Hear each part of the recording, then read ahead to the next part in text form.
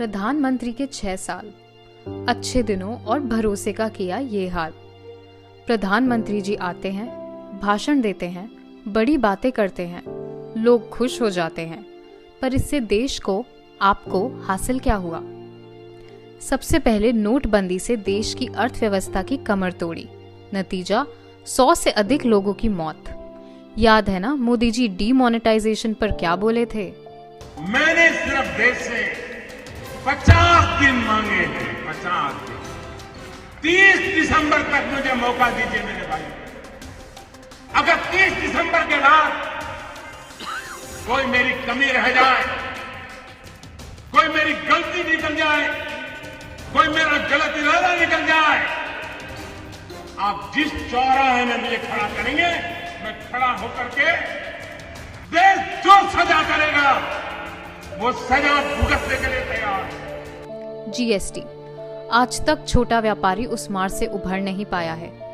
लाखों उद्योग बंद हो गए और करोड़ों लोग बेरोजगार। 2019 एक बार फिर जनता ने मोदी जी पर भरोसा जताया। क्या मिला? अर्थतंत्र की चौपट हालत, महंगाई और बेरोजगारी। कोरोना की तैयारियों में 1 महीने की देरी के बाद भी लोगों ने ताली और थाली बजाकर हमारे स्वास्थ्य कर्मियों का हौसला बढ़ाया और आज वही डॉक्टर सुरक्षा और सुरक्षा उपकरण से वंचित हैं। फिर भी देश ने मोदी जी के लॉकडाउन लागू करने का भरोसा किया। फिर टूटा भरोसा।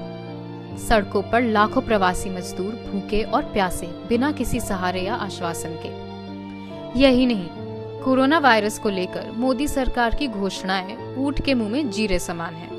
जब मोदी जी ने दिया जलाने का आदेश किया है, तब हर भारतीय के मन में कई सवाल हैं, जिससे भरोसा डगमगा गया है।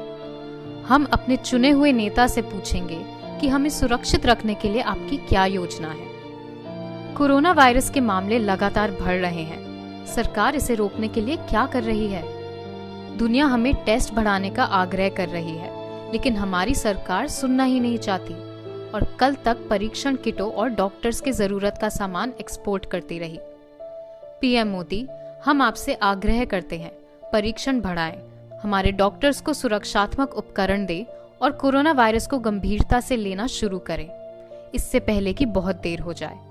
मोदी जी, कोरोना वायरस को गंभीरता से लेने का समय है। यह समय है कि आप अपनी जिम्मेदारियों से दूर ना भागें और भारत के लोगों को आश्वस्त करें कि आप उनके लिए हैं, उनकी समस्या आपकी समस्याएं हैं। डॉक्टर हो या प्रवासी कामदर, किसी को डरने की जरूरत नहीं है। यह आश्वासन दीजिए। आश्वासन दीजिए कि देश को चिंता करने की जरूरत नहीं है। यह समय है देश को आश्वस्त करने का कि देश मुश्किल दौर से निकल रहा है, पर नियंत्रण में है।